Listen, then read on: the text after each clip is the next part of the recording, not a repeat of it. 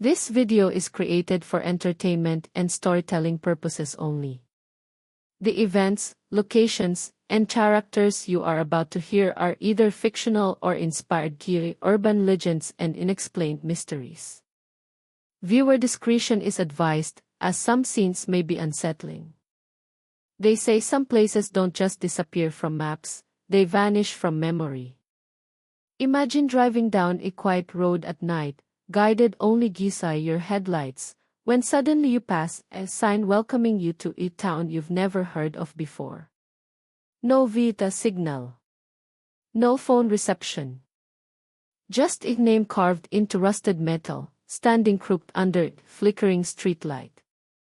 Yet morning, that town is gone, and so is everyone who ever lived there. This is not just a horror story. This is the chilling mystery of a town that disappeared without trace. The road leading to the town was narrow and cracked, swallowed by weeds that seemed to crawl closer with every mile. Fog hung low, thick and heavy, muting every sound except the hum of the engine and the occasional crunch of gravel beneath the tires. The air felt wrong, too still, as if the world itself was holding its breath. Old trees leaned inward, their branches twisting together above the road, blocking out the moonlight like grasping hands. It felt less like entering a place and more like crossing a boundary that was never meant to be crossed. The town appeared suddenly, without warning. One moment there was nothing but darkness, and the next, empty buildings lined the street, frozen in time. Storefront windows were intact but coated in dust, mannequins standing inside as if waiting for customers who would never return. Cars were parked neatly along the roadside, doors closed, keys still in the ignitions. Street lights flickered weakly, casting long, distorted shadows that stretched and moved when no one was walking. There were no signs of damage, no fire, no flood, just silence. A silence so deep it pressed against the ears. At the center of this mystery was a lone outsider, a male investigative journalist who had spent years chasing stories about abandoned places and unexplained disappearances across rural America. He had followed a trail of rumors, old newspaper clippings, and whispered warnings that all pointed to one impossible claim: an entire town had vanished overnight. Not destroyed. Not evacuated. Simply erased. The deeper he dug, the more records vanished. Census data stopped abruptly. Property deeds led nowhere. Even satellite images showed only empty land, as if the town had never existed at all. Yet here it was, standing in front of him, untouched and waiting. As he stepped out of his car, the cold air wrapped around him like a warning. His footsteps echoed too loudly, bouncing off empty buildings as if the town itself were listening. Inside one house, dinner plates sat on a table, food long rotten but undisturbed. In another, child's bedroom held toys neatly arranged on the floor, a half-finished drawing still pinned to the wall. It felt as though life had paused mid-breath. Whatever happened here didn't give anyone time to run. There were no bodies. No signs of struggle. Just absence. As the night deepened, strange details began to emerge. Clocks in every building were stopped at the same exact time. Radios crackled softly with static, occasionally breaking into faint whispers that vanished before words could form. The journalist began to sense he wasn't as alone as he thought. Shadows lingered where there should have been none. Reflections in windows moved a second too late. The town felt aware of his presence, as if it had been waiting for someone to notice it again. And then he found the journal. It lay in the town's old municipal office, its pages yellowed but intact. The final entry ended mid-sentence, describing a sound coming from beneath the ground, something vast and unseen. Something that promised the town would be taken whole. Before he could read further, the streetlights outside went dark, one by one, plunging the town into complete darkness. That was the moment he realized the most terrifying possibility of all. Maybe the town didn't disappear. Maybe it was only hiding. And maybe, by finding it, he had just reminded it that the outside world still exists. The darkness didn't arrive all at once. It crept in slowly, swallowing the edges of the street until the buildings became nothing more than vague shapes pressed against the fog. The journalist stood frozen, flashlight clenched tightly in his right hand, listening to the sudden weight of silence. Even the wind had stopped.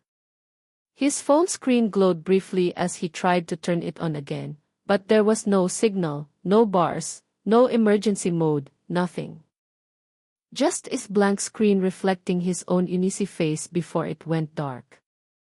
He told himself to stay calm. He had been in abandoned towns before. Ghost towns existed all over the country. But this place felt different. It didn't feel dead. It felt paused. He returned to his car, hoping at least the engine would still start. The door creaked louder than it should have, echoing down the empty street. When he turned the key, the engine hesitated, coughing weakly before finally coming to life. Relief washed over him for half a second, until the headlights flickered and went out completely. The dashboard lights followed, dying one by one, leaving him sitting in total darkness. That was when he heard its footsteps. Slow. Careful. Too deliberate to be the wind. He stepped out of the car again, sweeping the flashlight across the street. The beam cut through the fog, revealing nothing but cracked asphalt and empty sidewalks. Yet the sound continued, circling him, always just outside the edge of the light. His pulse quickened. He called out, his voice sounding small and wrong in the still air. No answer came back. Only the faint echo of his own words, stretched thin, as if the town itself was repeating them. As he moved deeper into the town, fragments of its past began to surface. Old posters on walls advertised events that never happened: summer fair, school play, a town meeting scheduled for a date that ended abruptly. Inside the local diner, the calendar still hung behind the counter. Every page before the final month was crossed out neatly. The last date wasn't marked at all. It was as if time had stopped caring what came next. In the diner's kitchen, he found the radio humming softly despite having no visible power source. Static filled the room, rising and falling like distant breathing. When he leaned closer, faint voices seemed to push through the noise, not speaking clearly, not screaming, but murmuring in a way that made his skin crawl. He shut it off, but the sound didn't stop right away. It lingered, fading slowly, reluctantly, as though whatever was speaking didn't want to be silenced. Memories from his research came back to him then. A former truck driver who claimed he'd passed through this town years ago, only to find the road missing when he tried to return. An elderly woman who swore her sister had lived here, though no records ever confirmed it. Every witness described the same feeling, a pressure in the chest, sense of being watched, something vast and patient. At the time, he dismissed it as exaggeration. Standing here now, he wasn't so sure. The deeper he went, the more the town reacted to him. Doors creaked open on their own. Curtains shifted behind darkened windows. Once, he saw a silhouette at the end of the street, a human shape, standing still. When he blinked, it was gone. Another time, his flashlight flickered, briefly illuminating faces in the glass of a storefront behind him. They vanished the moment he turned around. The journal he'd found earlier felt heavier now, as if it carried more than just words. He flipped through a few more pages, finding repeated mentions of the sound beneath and the waiting. The final entries grew frantic, handwriting uneven, lines slanted as though written in a hurry. One sentence stood out, written darker than the rest: It knows when you notice it. That was when the ground vibrated. Not enough to shake buildings, but enough to feel through the soles of his boots. A low hum rolled through the town, deep and distant, like something enormous shifting far below. Lights flickered on briefly in several houses at once, then went dark again. Somewhere nearby, two doors slammed shut. The journalist realized something chilling then. This place wasn't abandoned. It was occupied, just not in any way he could understand. And whatever had taken the town hadn't finished yet. The vibration beneath the ground faded, but the feeling it left behind did not.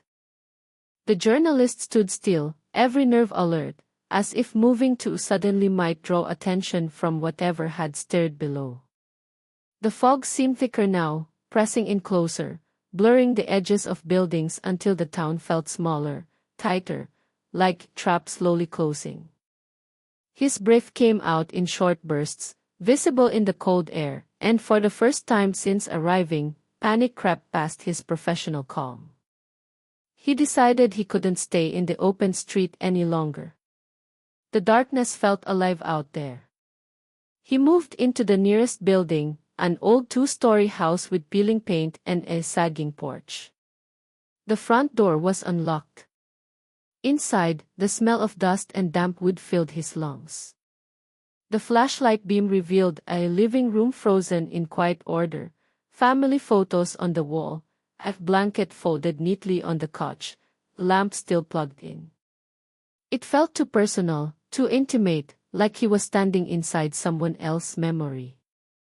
As he climbed the stairs, the floorboards groaned beneath his weight, each sound echoing unnaturally loud.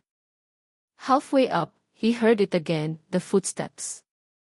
This time they were closer, moving above him. Slow. Careful. His stomach tightened. He whispered to himself that old houses make noise, that fear plays tricks on the mind. But when he reached the second floor, every door stood wide open, and the footsteps stopped all at once. In one of the bedrooms, he found something new, a video camera sitting on the desk, its red light blinking softly. It was still recording. His hand shook as he pressed play.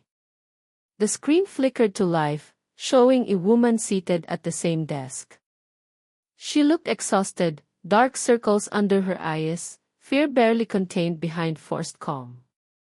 She spoke directly into the camera, explaining that she was part of a research group sent to document strange activity in the town years ago. Their equipment had failed almost immediately. Communication with the outside world was lost.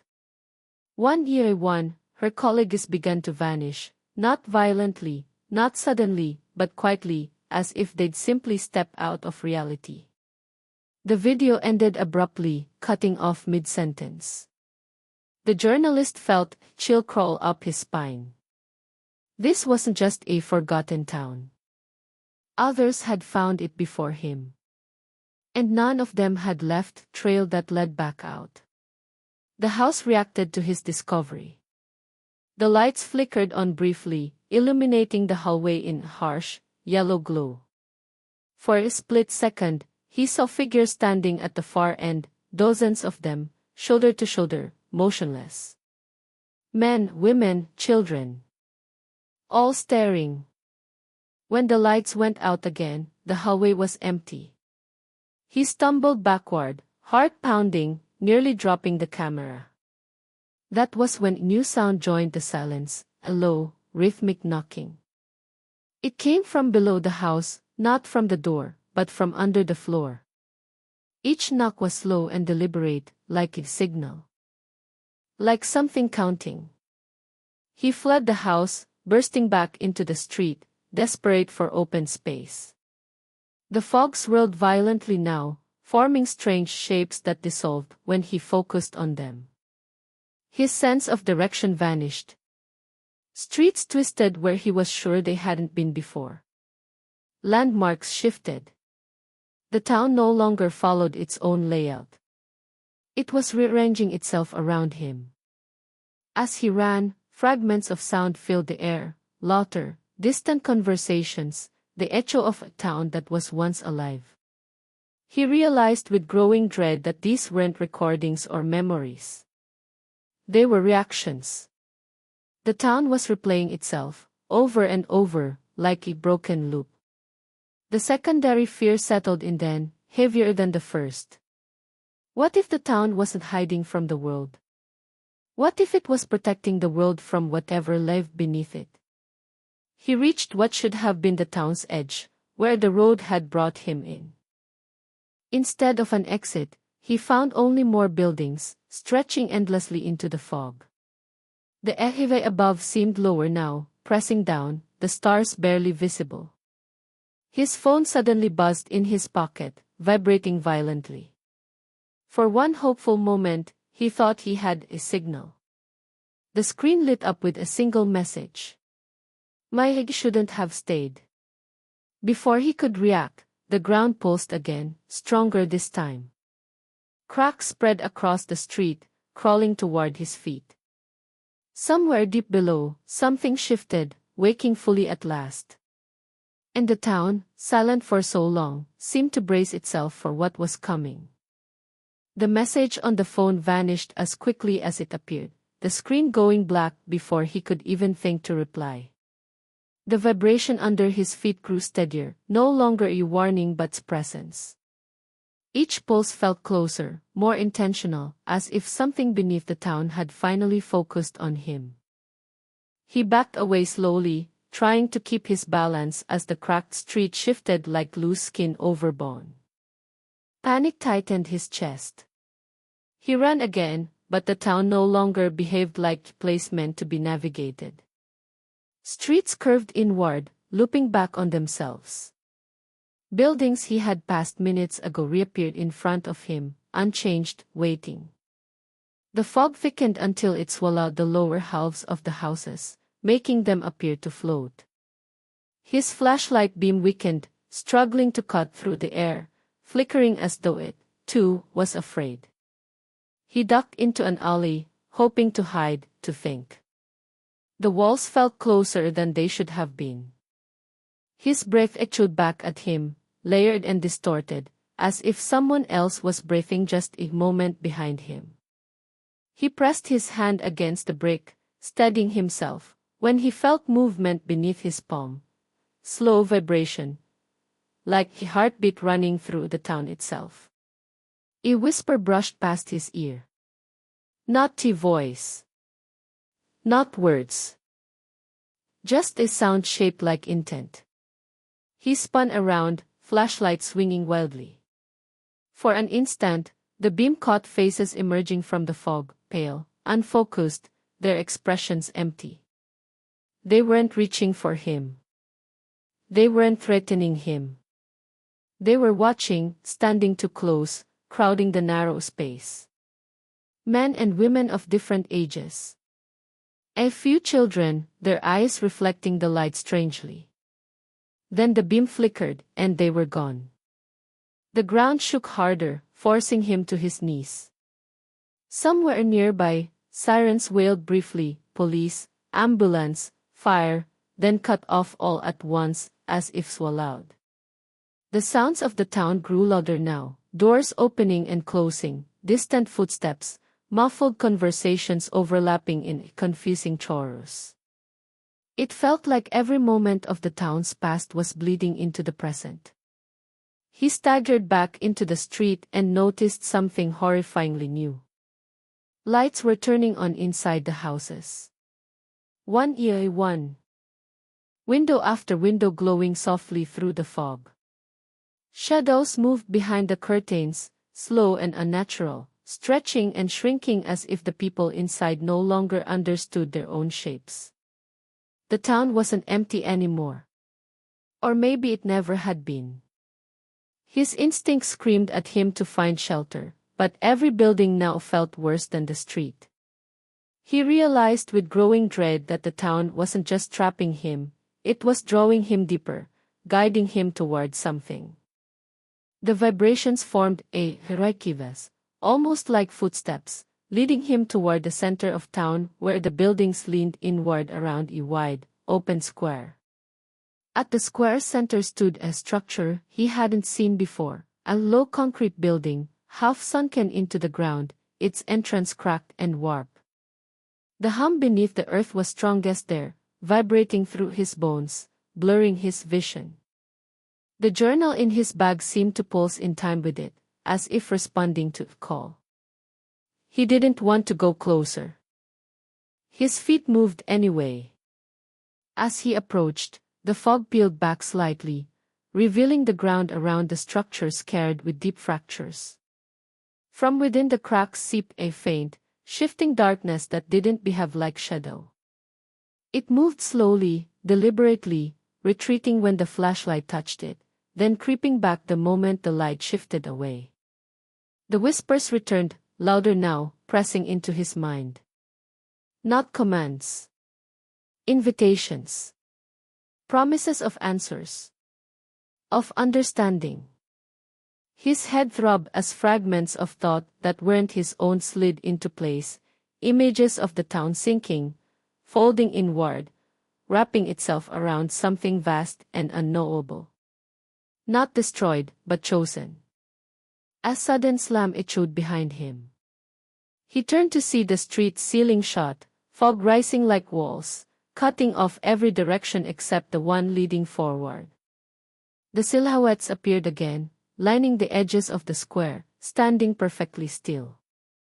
They watched him with something that felt disturbingly close to hope. His phone buzzed once more. The screen lit up, uncracked now, flawless. "It's awake," the message read. The ground split open with deafening crack, revealing darkness that seemed to swallow light itself. This deep, resonant sound rose from below, not roar but something slower, heavier, like a breath drawn after very long sleep. The town leaned inward.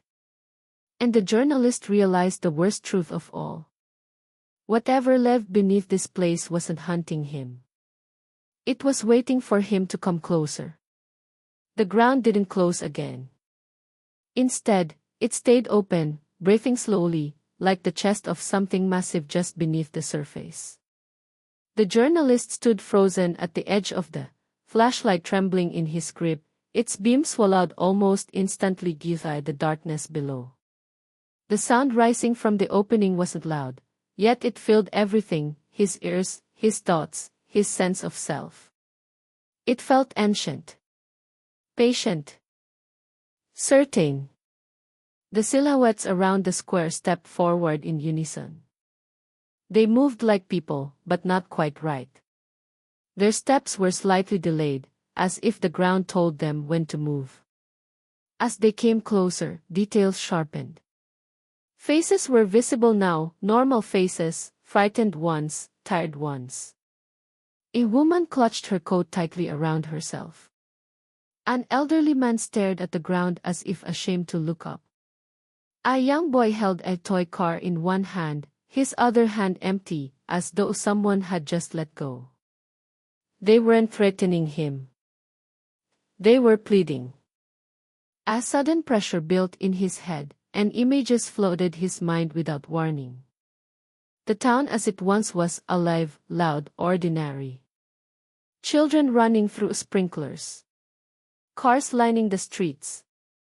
Laughter spilling from open windows. Then came the sound.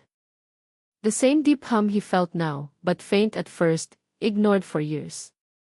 When the ground finally cracked back then, the town had made a choice. It hadn't been taken. It had agreed. The journal burned against his side, and without thinking, he opened it again.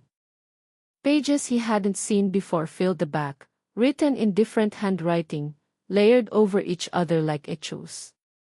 The same message repeated again and again: it needs witnesses. It needs replacements.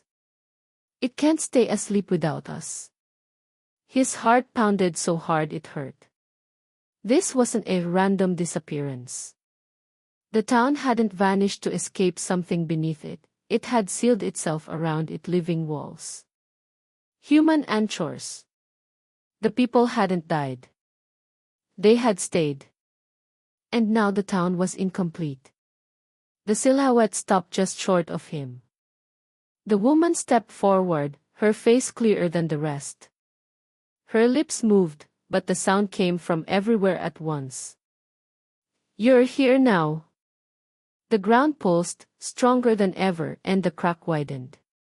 The darkness below shifted upward, pressing closer to the surface, reacting to him specifically. His phone buzzed again, vibrating violently in his hand.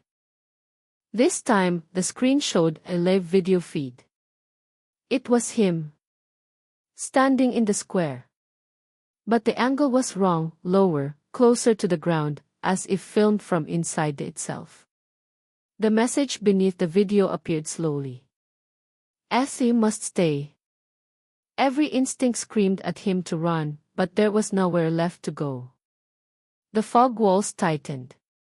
The buildings leaned inward. The silhouettes closed the circle, not aggressively, but with quiet certainty. He understood then why none of the others had escaped. The town didn't chase you. It convinced you. The sound beneath the ground softened, almost comforting, like a lullaby. His thoughts grew heavy. Images of peace slid into his mind, quiet days, no fear, no questions. Just stillness. Forever. The temptation terrified him more than the darkness ever could. He dropped the flashlight. It rolled toward the end, stopped just short of falling in. The beam pointed downward, revealing nothing but shifting blackness. The town seemed to wait, holding its breath. Each new thought struck him, sharp and desperate. If the town needed witnesses, if it needed replacements, then someone else could still be saved.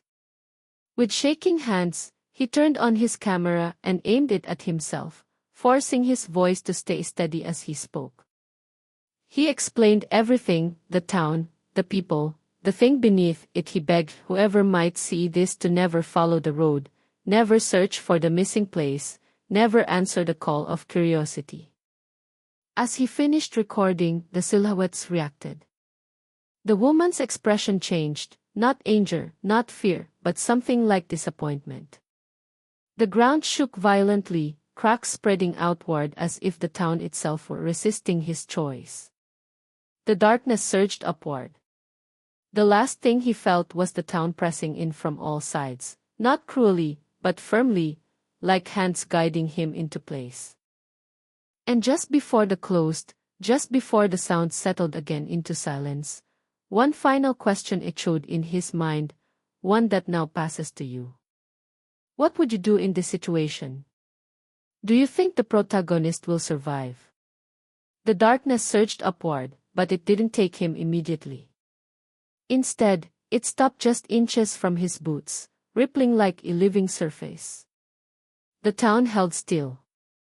The silhouettes didn't move. Everything waited for him to step forward and accept what had already been decided.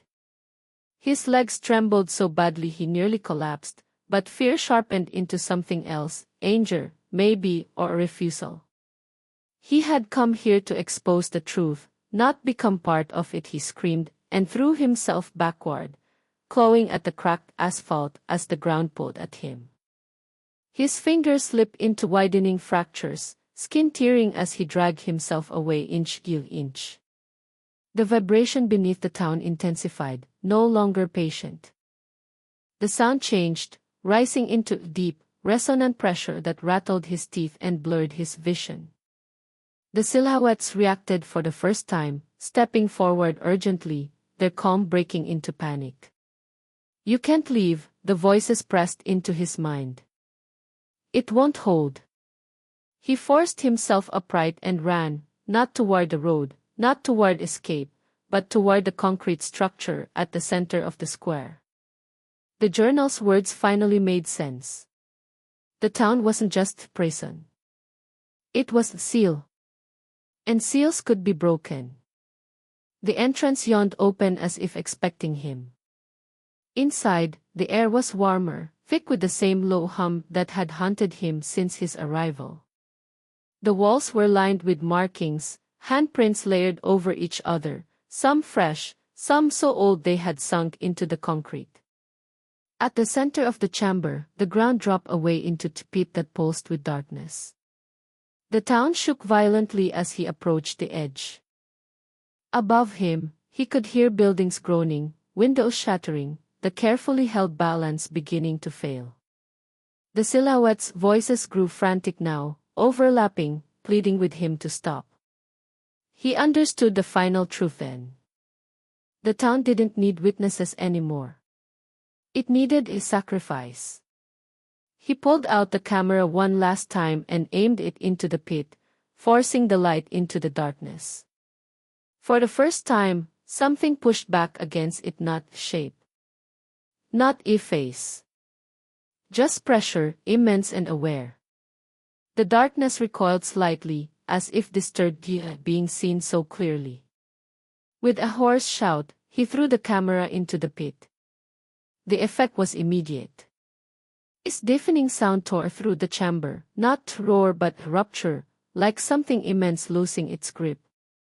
The ground convulsed. The pit collapsed inward, the darkness folding in on itself, dragged downward by a force even deeper than it. The town screamed, not in pain, but in release. He was thrown backward as the structure began to crumble. Outside, the fog lifted in violent waves, streets unraveling, buildings dissolving into dust and shadow. The silhouettes cried out as they faded, their forms breaking apart like smoke in strong wind. The town was finally letting go. The journalist crawled out into open ground just as the last structure collapsed behind him. The vibration ceased. The sound beneath the earth went silent. For a long moment, there was nothing, no fog, no buildings, no shadows. Just an empty field beneath pale, quiet air. He lay there gasping, laughing weakly, unable to believe he was still alive. The town was gone. Truly gone. No streets. No houses. No cracks in the earth.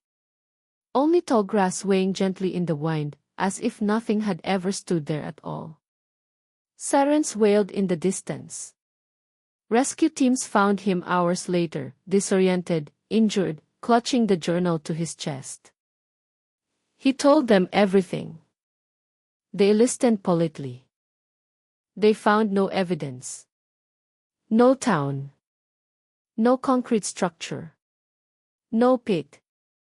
Only a man in shock, discovered miles from the nearest road. Weeks passed. His story spread online, dismissed by the most, debated by a few. The video he recorded inside the town was never recovered. The journal's pages were blank. Life moved on until one night, months later, when he woke to a low, familiar hum beneath his apartment floor. His phone buzzed on the nightstand. A single message glowed on the screen. "Dear Silvath broken." Outside his window, far away, a streetlight flickered on where no street had ever been before. The world returned to something that looked like normal, but it never felt that way again. In the official reports, there was no missing town, no unexplained collapse, no anomaly in the land. The field where the journalist had been found was described as undeveloped property, empty for decades. Authorities suggested exhaustion, exposure, maybe a breakdown brought on by stress and obsession. It was easier that way. Easier to believe one man had imagined everything than to accept that an entire place had existed, chosen to disappear, and almost succeeded in staying forgotten. Physically, he healed. Cuts closed. Bruises faded. The limp he carried for weeks slowly vanished. What didn't fade was the sound. Even in quiet rooms, even in crowds, he could still feel it sometimes, a low vibration beneath everything, faint but unmistakable. Like something shifting far below the surface of the world. Like a reminder. The journal never changed. No matter how many times he flipped through it, the pages stayed blank. Not torn, not burned, just empty, as if the words had never been written at all. He stopped trying to explain that detail to anyone. He learned quickly that some truths lose power the moment you speak them out loud. Sleep became difficult. When he did rest, his dreams carried him back to the fog, to streets that bent in on themselves, to windows glowing softly with movement behind them. He often dreamed of the woman from the silhouettes. Not her face, exactly, just the feeling she carried. Disappointment. Not anger. Not hatred. As if he had broken a promise he never agreed to make. Online, his story found a strange audience. Some believed him completely. Others treated it as fiction, a well-told horror tale meant to go viral. A few sent him messages describing similar experiences, roads that vanished, places that felt wrong, towns that didn't want to be found. He replied to some. To most, he said nothing. He didn't want to guide anyone closer to the edge of curiosity. Life tried to move forward. He stopped investigating disappearances. He stopped chasing unanswered questions. He took a quiet job, stayed in well-lit places, avoided long drives at night. But the world had changed shape for him. Every empty street felt suspicious. Every flickering streetlight carried a warning. He noticed how often people talked about places being forgotten, never realizing how dangerous forgetting could be. Months later, on an ordinary evening, the hum returned stronger than it ever had before. He stood frozen in his apartment kitchen as the floor beneath his feet trembled faintly. Outside, the city carried on as usual, cars passing, voices drifting upward, lights glowing in windows. No fog. No cracks. No warning signs. And yet, he knew. Deep in his bones, he knew. His phone buzzed on the counter. No number. No contact name. Just a single image. A road sign, rusted and crooked, illuminated by a flickering streetlight. No town name visible. Just an arrow pointing forward. His hands shook as he locked the phone and set it face down. He didn't need another message. He already understood the final truth the town had tried to teach him. The